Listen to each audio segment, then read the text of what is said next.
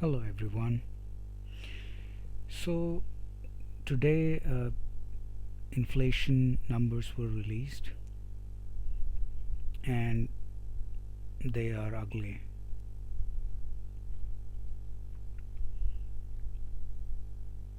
Not only the inflation genie is out of the bottle, but it looks like it is going to stay there for a while.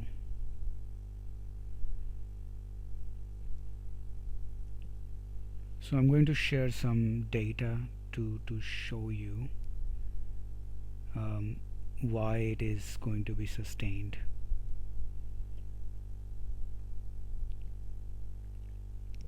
Now the core CPI rose by 0.55% month on month, which boosted the year on year rate to 5.45% from 4.93%, the highest since 1991.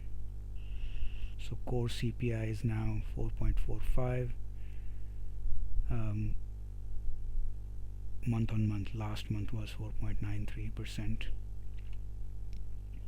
Whereas headline CPI was up up by 4.47% month on month as energy prices dropped by 0.4% month on month and food rose 0.5% month on month. Headline percentage change year on year increased to 7.04% from 6.81%, the highest since summer of 1982. So this is the number we're talking about. The headline percentage change year on year, it's 7.04% now. Last month it was 6.81%. So not only inflation is high, it continues to be high.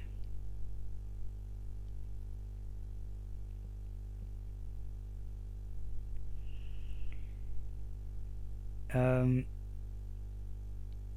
while core inflation is likely to peak in March 2022, after which the year on year comparisons will turn highly unfavorable, but the key question is where core inflation lands in medium term, and increasingly the risks are that it will land closer to 3% than the Fed's 2% target. So even the medium term, the it seems inflation will be higher and will be much higher than the Fed's target rate, which is 2%. Now this I don't quite agree with this. This is coming from Bank of America. I think even the medium term is going to be much higher, um, and that's what I will try to show here. This is the CPI chart. As you can see, it is 7.04%, which is highest since 1982.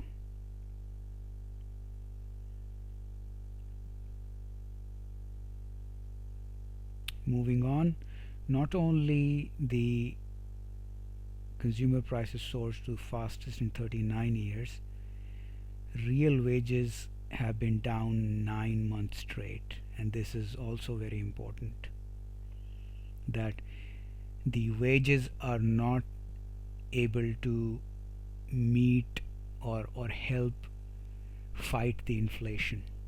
So if wages would be increasing uh, at the same rate as inflation, then inflation won't pinch as much across the board. I mean,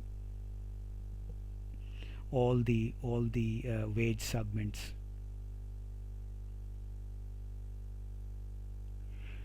So finally, the perhaps most importantly for the Main Street, real average hourly earnings fell down 2.4% year on year for 9 straight months. So real wages are going down, but inflation is high.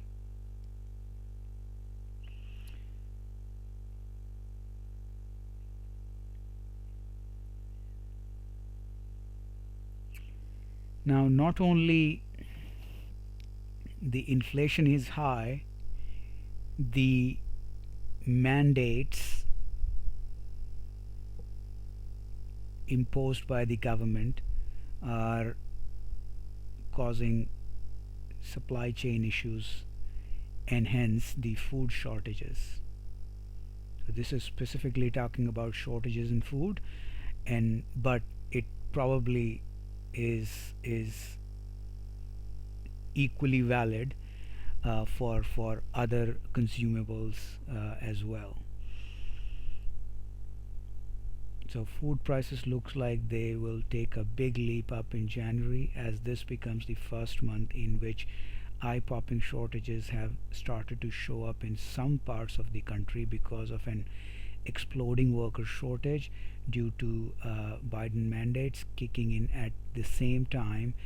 Omicron is putting all kinds of people out on sick leave for a couple of weeks. So when there is a shortage of workers, it's going to impact the availability of goods, um, not just for the food but across the board,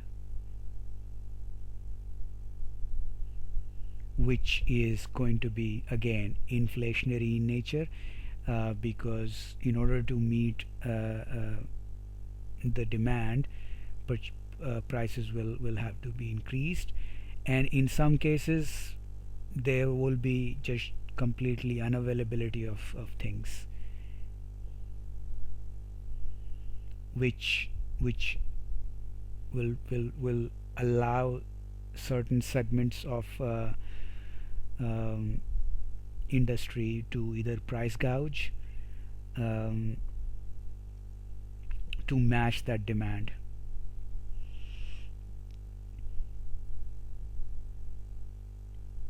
It's like a Soviet store during 1981. It's horrible. I think we are about to have a food shortage. Very little meat, and whatever meat is in there is super highly priced.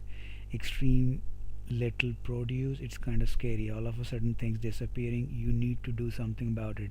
They need to hurry up and get it straightened up because people gonna be starving. They're gonna be starving out here. It's gonna get rough here.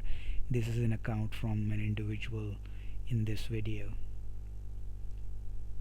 So he's specifically talking about groceries, but and it's not like meats aren't there. Whatever meats are there, they are extremely high priced. So as I just said, you will have to increase the prices to meet the demand.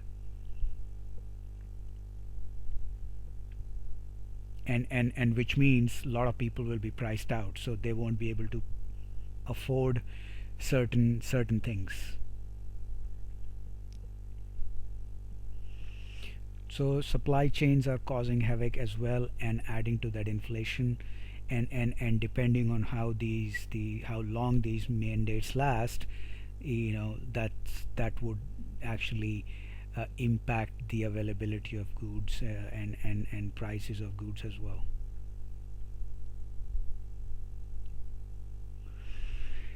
And this is the most important part. Everything runs on energy. Everything requires energy to produce it, energy to ship it, transport it.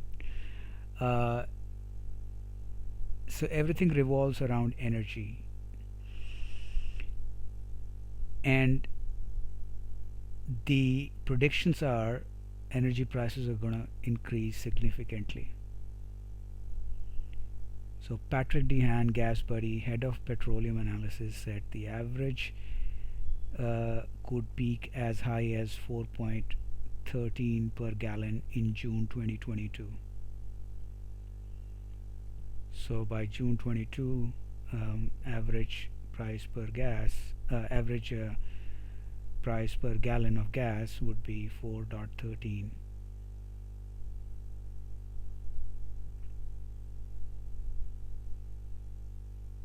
They are already very high, so if you can see from this chart, they are already like 3.288 in United States.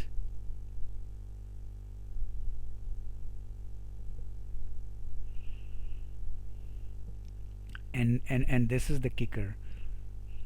Carl Bass was right when he said the high prices are coming despite Biden's SPR release. SPR is nothing but oil reserve. He predicts prices at the pump could exceed $5. So he's predicting even more than what the other guy is. So he's predicting $5. Um, get ready for explosively higher oil. 7 years of dramatic underinvestment in hydrocarbons, fueled by ignorance like this, will inevitably generate $100 plus crude oil and $5 plus prices at pump for years to come.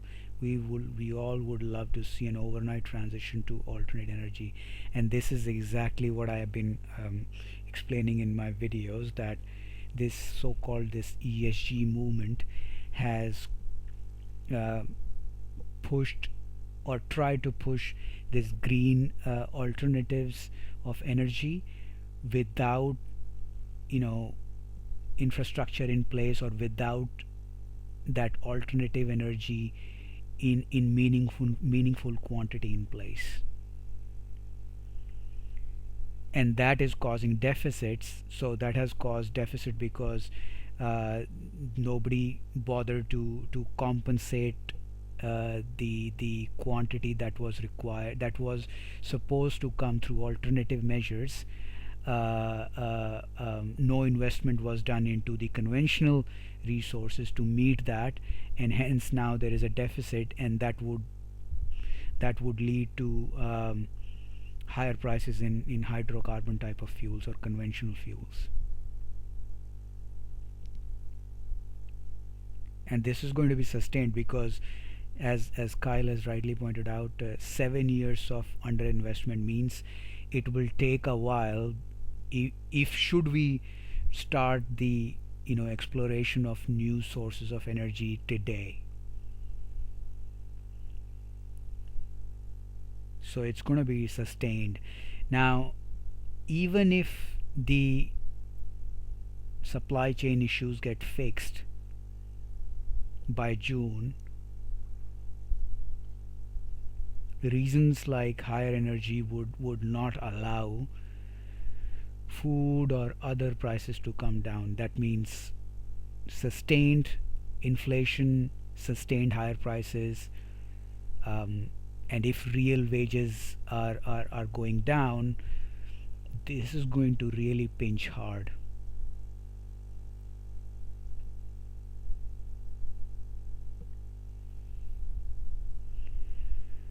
So yeah,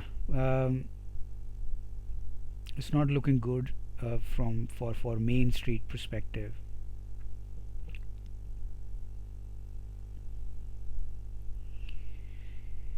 Yeah, please share your thoughts,